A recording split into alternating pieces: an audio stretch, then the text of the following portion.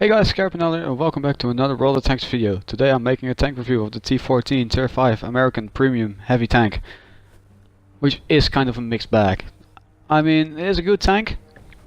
The gun is only the gun is a little bit of shit. Just as easily expressible. Shit. The gun is terrible, in my opinion, but although the gun has some downsides, it has a good reload, good rate of fire. Aim time is decent but not bad. It's not good but not bad also. It's a little bit in between, which is the standard American thing. But besides that, accuracy is 0.44, which is a bad thing. Definitely, this thing is more inaccurate than a Russian Tier 5 KV-1. Trust me, it is.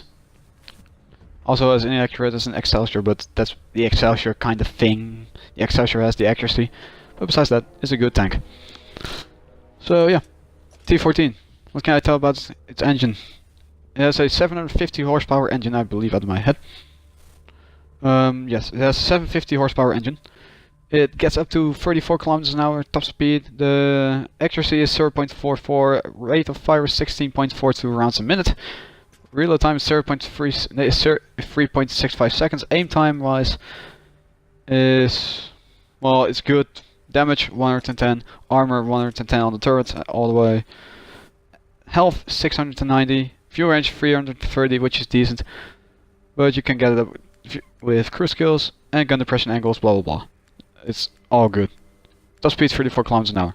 Cruise skills wise, well, the first cruise skill that you need on this tank are the driver skills. Two driver skills in particular. The first skill is mostly clutch braking. I mean, when I play this tank, it is really a downside of the tank. It drives like, at least it turns like a brick. If you have played the A75, well, it turns slower than that. Off-road driving is just to get its speed up a little bit more, because the ground resistors are decent but not great. Brothers and arms, just to get a reload down and the accuracy down a little bit more. Also the aim time down a little bit, and Sixth Sense of course as the last, and the rest of the crew skills are all your own. Armor wise, the tank is quite interesting to see, because it has some parts which have good armor, and also it does also a part which doesn't have good armor, which is a weak spot. I will tell about the weak spot very later. The armor wise in the beginning is 13 to 18 millimeters thick. I'm talking about the tracks mostly, the underbelly of the tank and the top of the engine deck. Artillery loves to shoot out there.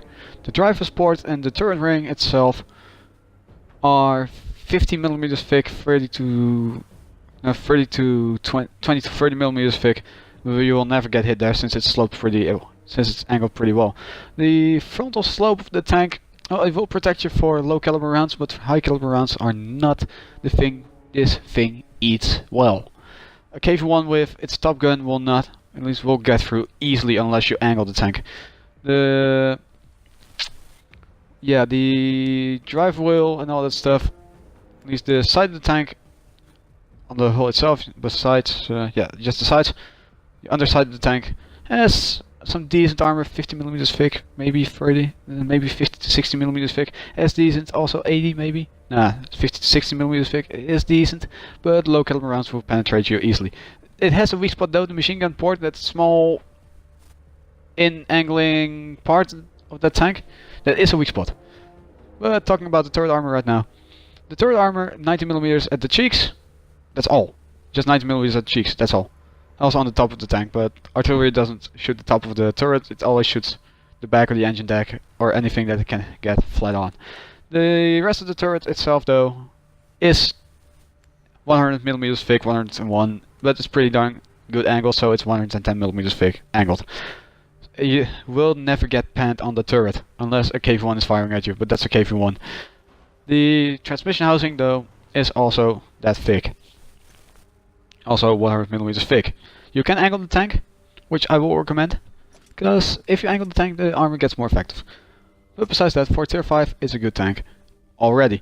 Equipment wise though, I will recommend personal favors: medium caliber tank gun rammer, improved ventilation, and enhanced gun laying drive. The reason why I recommend enhanced gun laying drive is because you want to get that aim time down and the gun a little bit more accurate. That's why defense, brothers in arms, snapshot, smooth ride, clutch braking, the off-road driving skill are a little bit of the main skills that you need on this tank, because this tank is a little bit inaccurate, which I will show you in some gameplay. Like right now. The map I don't remember anymore because it is a replay from the morning, but it's a tier 5 match on a winter variant of that map. The thing I want to do now is go to the hill, use my 10 degrees of gun depression, which is a good thing in this tank. Really, I will not recommend this tank for the speed, but I will recommend it for the gun depression, because the gun depression on this machine is great. Gun handling wise, it is a little bit sucky, which you will see pretty darn soon. But while I'm driving up the hill, by the way, this game is recorded by Game DVR. Yeah, while I'm driving up the hill, the reason I wanted to get up the hill is to use my gun depression and use my turret armor, which is a great thing of this tank. I cannot tell you more about it. The turret armor is great for a tier 5 tank. Alright, you have the Panzer 5.4, but that thing is just broken in my opinion, but yeah. Alright, first encounter, Ram 2. First shot I want to fire is at the turret of the tank, because I could not hit the side, rear. So I fire a shot at the turret, it will go through with standard rounds. I fired a shot at the side, but the Ram 2 was pretty well angled. I fired a shot at the well angled front. Well, of course with the penetration of that gun with the standard rounds you will not get through it. Take another shot at the Ram 2, but the Ram 2 knows to retreat pretty darn easily. But now it's just, but besides that, it's now a stalemate. I think. At least I thought to myself it was a stalemate. Then the Sherman pokes up. I take a shot at him, hits, artillery takes a hit at him. Did a good amount of damage though. I am still great at artillery death, because thanks to artillery he won the game pretty much.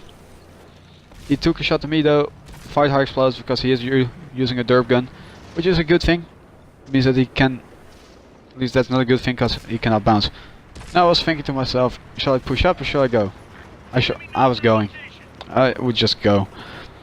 So I see that Sherman, I take a shot at the Sherman, bounce at the gun manlet, the thing that you never want to shoot the Sherman at. Take a shot at the KV-1S, then the Ram, fired a shot in the ground, I don't know why. But yeah, then I take a shot at the Ram 2 again. Take a shot at the turret, because if I shoot the hull, well you see it bounces, which is a weak spot, which is a weakness of the tank. The penetration on standard rounds are pretty darn bad, 96 or 95 at the most. It is a bad penetration. Take a shot at the Ram again, missed. Took a shot at the KV-1S, bounced, took a shot at the Ram, not in time, he killed me. He got killed. But now, Samoa South 40. Samoa South 40 is a weakly armored tank destroyer. He hits me in the tracks, did damage, which you saw. I repaired my tracks, got forward, tried to flank him. Yeah, you can flank in this tank. It's weird, I know. I would not recommend it, but if you have to, do it. If you can, do it. If you have to, never do it. Just stay with your front towards the enemy and hope that they won't pan your frontal plate. Hope that they don't have the penetration. Although it was a tier 4, so, well, they don't have the penetration to get through your upper plate. Unless they know your weak spot. Which at tier 4 is not a good thing. It's a less likely thing. I saw the artillery. The artillery was already annoying my team. Take a couple shots at him. 2 shots. I wanted to fire HE, but I didn't because I wanted to make sure that I would pan and would kill him. It's a good thing that I did. Now, of course, a tier 2. I was actually shocked to see a tier 2. Because I thought to myself, well, tier 2 is never impossible. It's never possible. So, I thought to myself, well, let's get him out of his misery. Fire HE. Take one shot at him, kill him immediately. But then I saw a Churchill. The Churchills, at least the heavily armored tanks in this game, are the bane of this tank. Because the penetration and the accuracy, at least because the penetration is not great on the standard rounds, like I said before. I did ram him though. Did ram for the tracks to track him. Now I've switched to APCR. The APCR rounds on this tank do have enough penetration to get through even the rear and the front of the Churchill, but since I was at his rear, take a couple shots at the rear with APCR just to make sure he kills me. But the Churchill has enough penetration to kill me as well. So I was lucky to survive the encounter, because the Churchill would reload faster. Yeah. Now the last tank alive was the M8A1. He tracked me just in time to get himself killed by ramming me. And yeah, that's the T14 in a nutshell. At least not in a nutshell, that's just the T14. It was a good game, by the way. Almost 2k damage done. Top on the team, 5 points because the T14, because it was a point, yeah, game this time. But yeah, T14. I can say the T14 is a mixed bag. In my time that I played this thing, at least that I power grinded to the third mark of excellence, I had to fire full premium rounds at the beginning already to get the second mark and also the third mark, because without that it was quite a pain in the ass to grind it. But if you're a beginning player and you want to buy your first premium tank, I would recommend the tier 5 to start with. Just to get the feeling for the entire matchmaking, for the tier 6 up matchmaking. Just to get a feeling and also a better crew for your American heavies.